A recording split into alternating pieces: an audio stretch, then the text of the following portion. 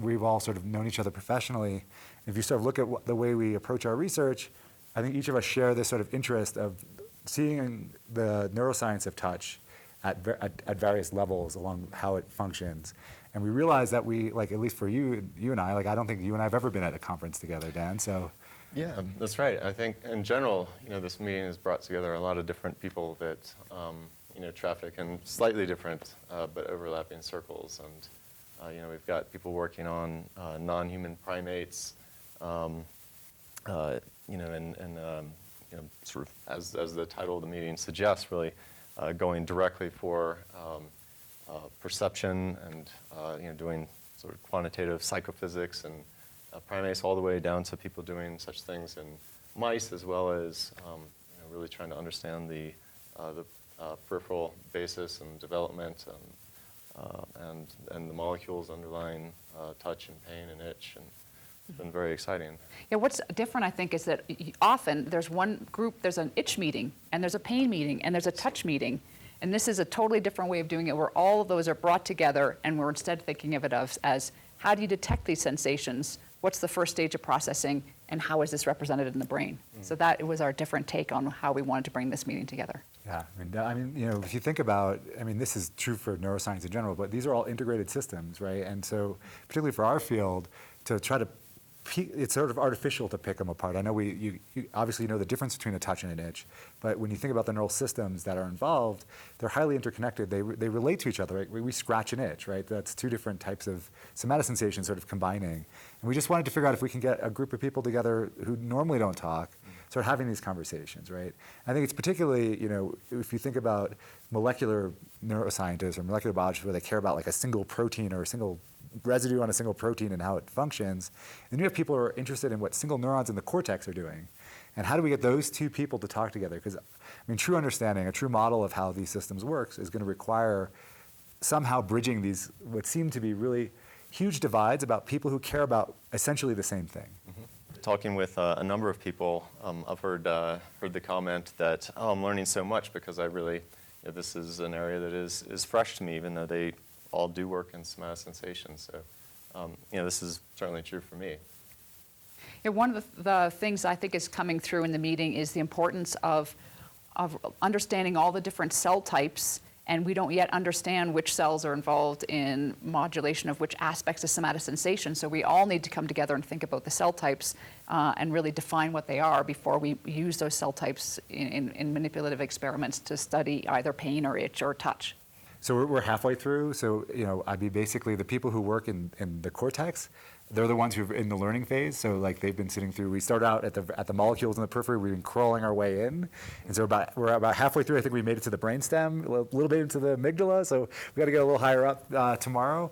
And so basically my learning starts tomorrow. But so I'm so excited for tomorrow's sessions because it's a whole new area of the field that I just really haven't had a chance to see digested. So that's going to be super exciting, at least for me. And just to touch on what you said, Sarah, this is like my impression of neuroscience in general. We really need a lot of different approaches and ideas and techniques and know-how to make progress. I think we've reached a stage where the technology is phenomenal, but now we need to figure out how to all get together and work as a community and a team, which is, I think, is a real paradigm shift, at least in the way I think about how we're doing things. And I hope that this meeting, what happens is we start collaborating across these different sort of levels of molecules, cells, circuits, systems, right? If we can get those collaborations going, I feel like we totally succeeded in our goal for this meeting.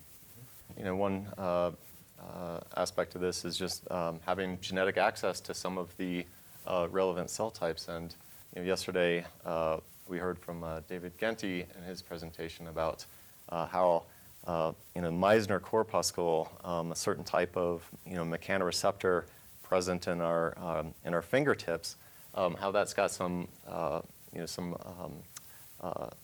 richness to it that has been long underappreciated, and that in fact, there's actually two types of that, which was really, I think, new, and it is new, and it's very surprising to a number of people, actually. I had Sleiman Ben-Smai, who works on non-human primates and is recorded from peripheral nerves, say, hey, been listening to spike trains, and now I need to be thinking about, whether or not there are those two types in the primate, and to essentially be aware of that kind of additional complexity. The thing that has really struck me at this meeting too is the degree to which the way that people are analyzing animal behavior is so much more sophisticated than it used to be, and I think that's really going to transform neuroscience. So our basic assays before now have been really, really simple things like, poking a mouse's paw and seeing whether or not they respond, or shining a heat source on a mouse's paw and timing how long it takes for them to withdraw. And those are, important assays, and they've taught us a lot, but they're very, very narrow parts of an animal's behavioral repertoire. And we just saw example after example today of different groups tackling the problem of mouse behavior in different ways to get a much more sophisticated kind of look at the complexity of mouse behavior. And some of it involves really using an unbiased approach and computer programs that will allow you to, in an unbiased way, look at different movements and classify them. And I think that's going to transform the way we do our behavioral research. Yeah, I mean, if I were to pick the one thing, I completely agree with you. Time and time again today, we saw these talks, and the way that you're even looking at the data, it just seems to be changing, right? There's all this detail in there that we haven't really, not because we didn't want to pay attention to it, but we didn't really have the tools. And now these definitely machine learning and these high-speed video cameras have really changed the way we can look at behavior in a much more quantitative way that we just didn't have the tools before.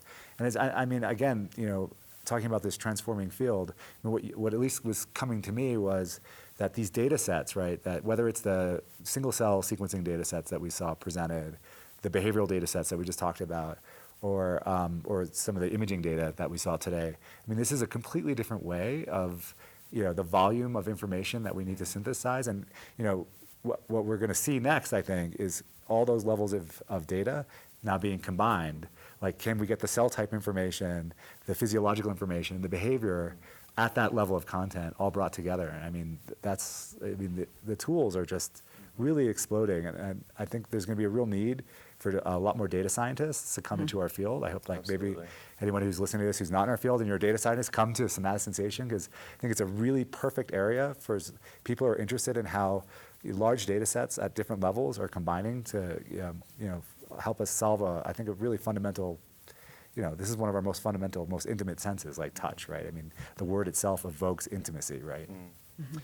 And one thing regarding the tracking of behavior, I think, it highlights the fact that somatosensation is just intimately linked with movement and motor systems, and we heard about that already in some of the talks today. But I think that the ability to do these quantifications of behavior in a whole, at a whole level, additional level of thoroughness and scale, is going to make that aspect of understanding somatosensation and sensory motor systems that much more powerful in the coming years. But I think that also highlights the need for collaborative groups to be working together, because you need, somebody who feels comfortable using the molecular genetic approaches to be figuring out what the cell types are and manipulating them, and then you need somebody else who wants to do electrophysiological recordings to understand how the circuits are wired together and how the connectivity works, and then you have somebody else who's analyzing the behavior that requires really an analysis at a very high level of complex video data. And all of that needs to come together to understand these processes, and it's going to require collaboration across groups with different areas of expertise. Yeah, developing the language to even communicate across these different, when I have a collaboration with a data scientist, and sometimes there's a big, deep breath, and we have to reset to sort of, because, we all want to really understand the data that we're working with. And as it gets more and more complex, the ability to have these teams that really can communicate effectively, I think is going to be essential. And I mean, I think we're doing a good job at this meeting. I'm going to give ourselves a pat on the back for that. And I'd also just like to say that the quality of the science at this meeting has really been, I think, just fantastic across the board. And we have had a whole bunch of trainees that have come with posters or have had short talks, and the data that they're presenting is just absolutely top quality, and I've been thrilled by every talk and every poster. Yeah, it's been very exciting. Yeah, I was actually, when you were talking about, when I was listening to you talk, Dan, I was thinking about your own research, right? So, I mean, like, I've seen you like basically move like a single whisker at a defined angle, like, I mean, as precise as you could possibly be with this. And now we have these ways of collecting data in a much more naturalistic way.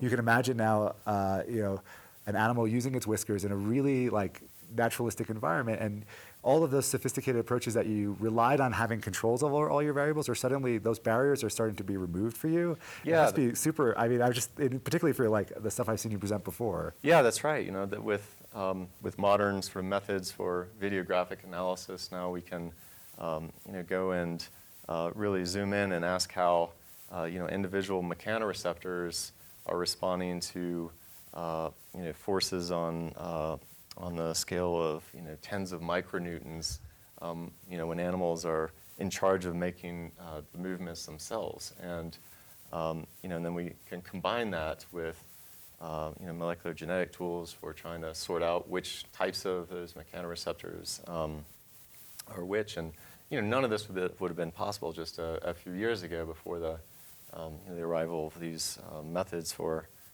dealing with video of animal behavior, and of course the molecular targeting methods. I mean, it's a really exciting time to be working in this field. Mm-hmm.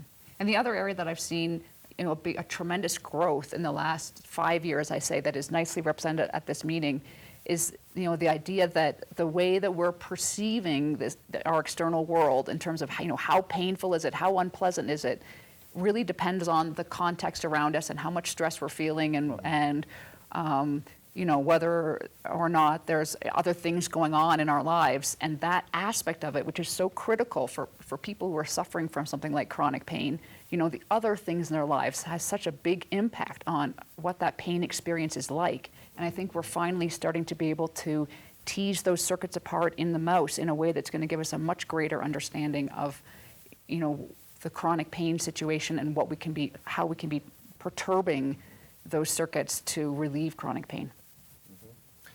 Yeah, I mean, and I think one of the things that, as an outsider to that area, I find most interesting is that, is that something that is inherently so subjective. Now it seems like we're getting some control over what has been so subjective in the past, and understanding how activity of different circuit elements actually, regulate that sort of modulation. Yeah, I mean, I just thinking about the technology and the sort of scope of the meeting, we've heard also from people working in humans, right? So we had a short talk from Håkan Olsen. Artem Patapushian presented clinical data. I touched on some human stuff as well.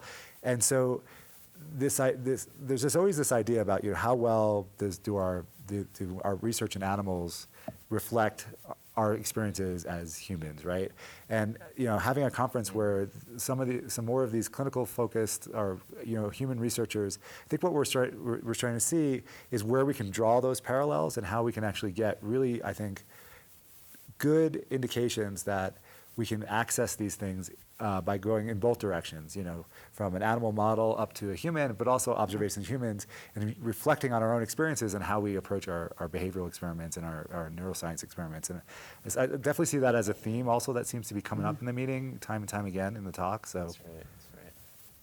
How exciting it is to have the pain and somatosensation meetings right next door to each other to sort of try to foster interchange, and the dialogue there. And I mean, I've seen people from the pain meeting in sessions in our meeting, and vice versa. So.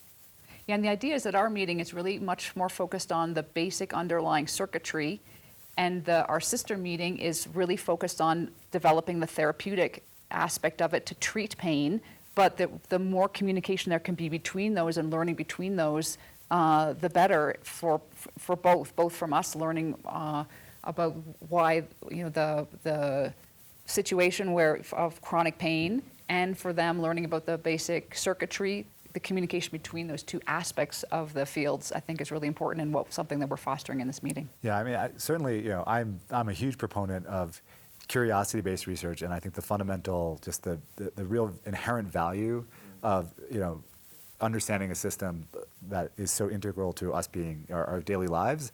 That said, obviously we all want to also feel like we're contributing usefulness, right? Useful information.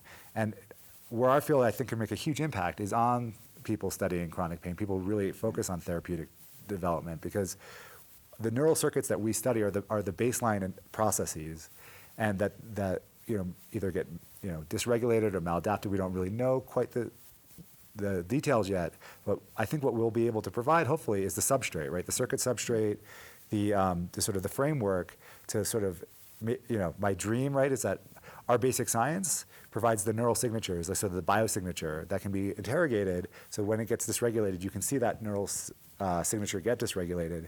You can actually take a therapeutic, that's our other meeting is so focused on, right? Actually see how it impacts that neural signature, right? And I mean, that's sort of I think, maybe a longer term dream, but I feel like the more these two groups talk about it, I mean, for example, touch, right? I mean, like, so allodynia, right, is like normally touch can be pleasant or pleasurable, and then you have an injury, like I have one on my hand, right, and somebody comes up and shakes my hand, and so that normal social interaction has become completely different, right? And so those are two sides of this coin that really they're one of they're joined together, and I think our meetings are joined together, hopefully in an effective way.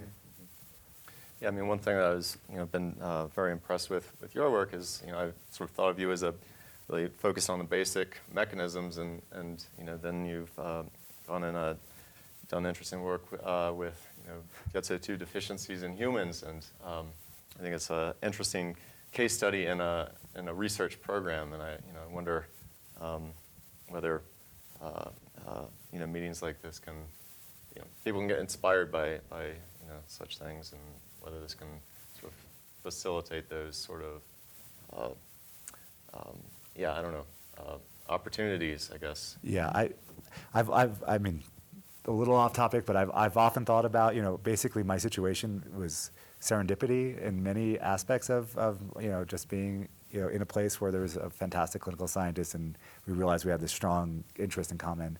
But could we be intentional about that? Could we create a community, a field that really thinks about that and values that and actually intentionally goes after it? And I think this sort of organization that we've come up with, we weren't really focused on, say, mouse to human, more the molecule to system, but this idea of trying to get the different levels that people are thinking about their science and figure out, how do you go up and down the staircase, right, and connect them all.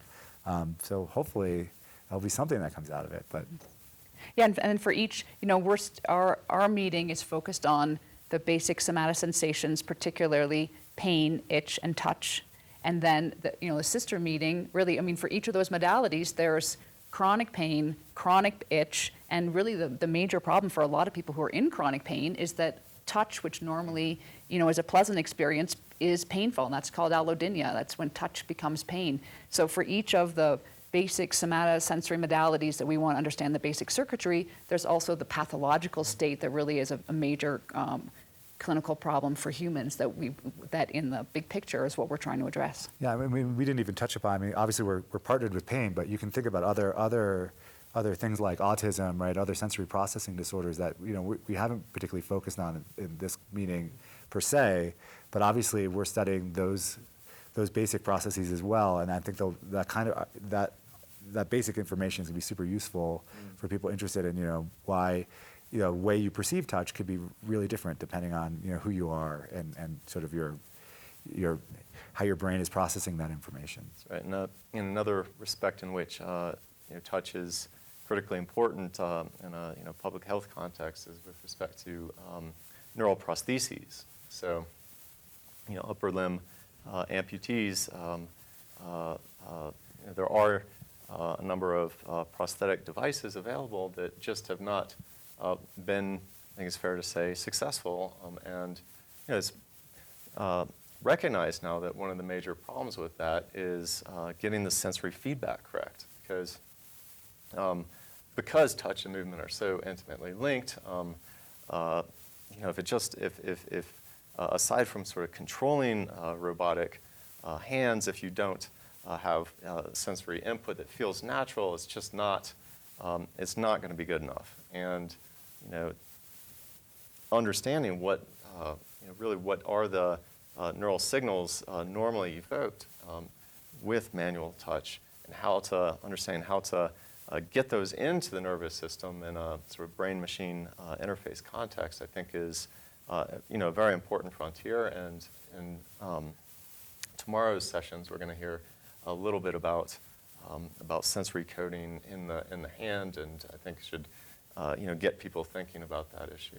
So yeah, I think that's another unique feature of this meeting was that we also included something that was not focused on the science per se, but on the scientific, about our field and how we make our field and our community the best it could possibly be. And so what we decided to have at this meeting was a session entirely devoted to the diversity of the people in our field, how we can make them feel as part of it and as equal as possible, and this is obviously a huge problem, not just for our field, but for across, particularly STEM is something that I think about a lot.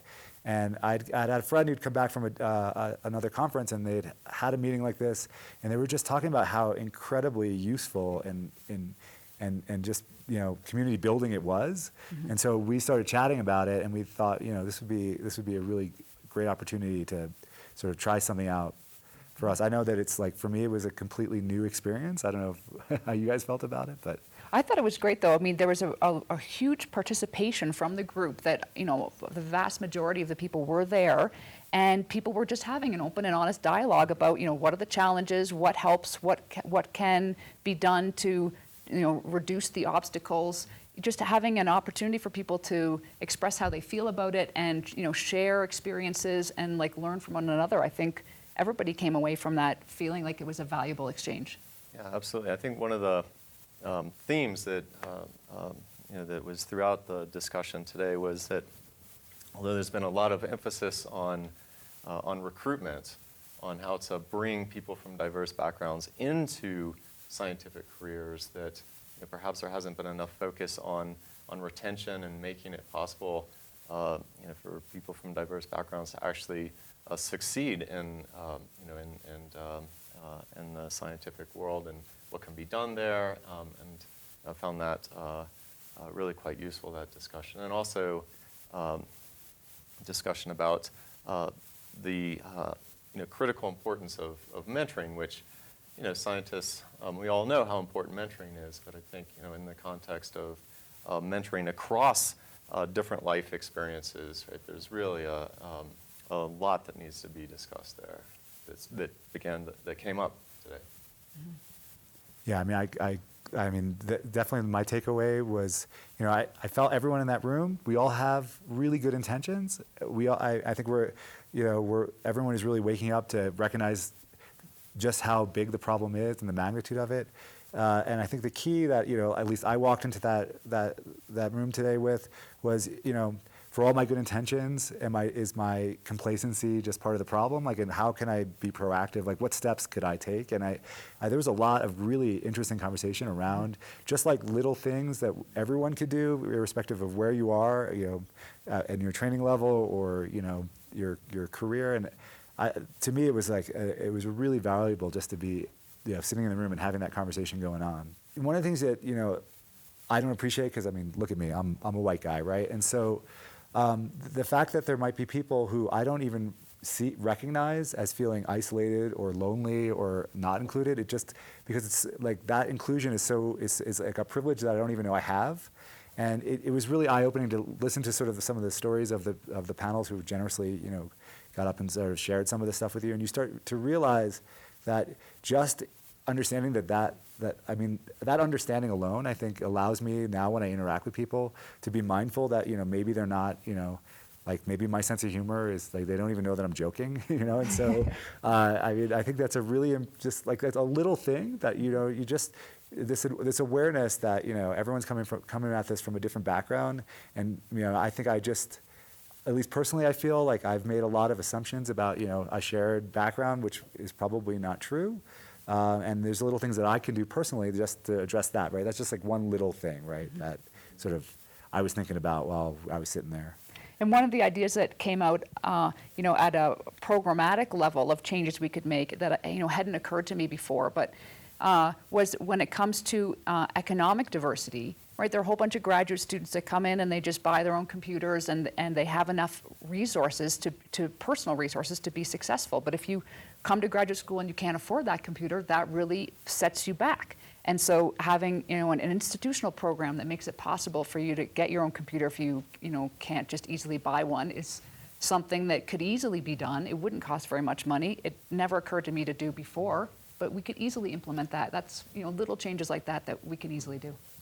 Yeah, and also on the sort of topic of logistical things like that, one thing that Sarah and I were talking about at the at the very end of that session was that the application fee even for it can be a barrier. Yeah, it can be a barrier, and even though some institutions have a waiver, it's not made clear enough that that's even an option. Yeah. So even programs that are there are not as effective as they could be because people don't know about them. Mm-hmm. But for me, I think one of the big advantages of having this kind of discussion is because it's a topic that sometimes people avoid talking about because it can be awkward. And just getting the conversation going and breaks down that feeling like, oh, this is taboo, we can't even talk about it, because people are all coming together, recognizing the problem and saying together, we want to address it. How can we work together to make this better so that we all want to have the scientists reflect the American population in terms of diversity of representation. We're not there yet, but we're trying to move in that direction. And what can we be doing to get there faster and make it easier? I think to get there, we need to hear all the voices, and creating this opportunity where people can share experiences in a safe way is a big step in that direction that needs to happen a lot more often. Yeah, and on the topic of mentorship, and also things that go unsaid because they can be awkward or because we make assumptions, one of the suggestions there was just ask. Like ask how you can facilitate me feeling at home in this environment. And in some ways it's obvious, but in some ways it's not. And that's just critically important, is to have that dialogue and to be willing to actually ask people, what it is they need and how they are actually feeling. Yeah, just to touch back on what you just said, Sarah, I mean, that's something that I was thinking about. Why do we have meetings? We could all like Skype in or Zoom in, right? But like, why all get together, right? And so we talked about when we were introducing the meeting that we wanted to get people from different aspects of our field together, say, with sort of diverse inputs, right? Molecular, cellular systems. And in our session, for diversity and inclusion, it's the same. It's actually the same reason we all get together. And just getting in that room and starting the conversation, as you say, getting people talking from these different backgrounds, whether it's your cultural background or your scientific background. I mean, that is the value of us getting together in a meeting like this. I think is to physically get into a space and hold conversations about topics that I think are important, and we can't really make advances unless we actually are talking as a community.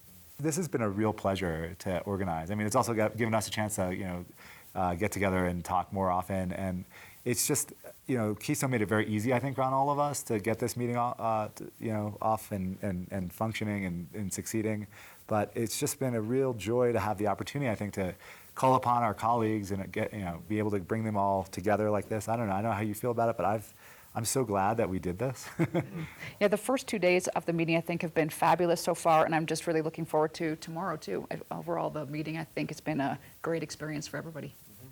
Yeah, I completely agree. And just thinking about how, at the planning stages, how do we, represent views going from detection all the way to perception, and, build a program that is going to, hit some of the key issues across that spectrum, I think has been a valuable opportunity for me personally. So thanks to for Thank you. organizing. Thank you.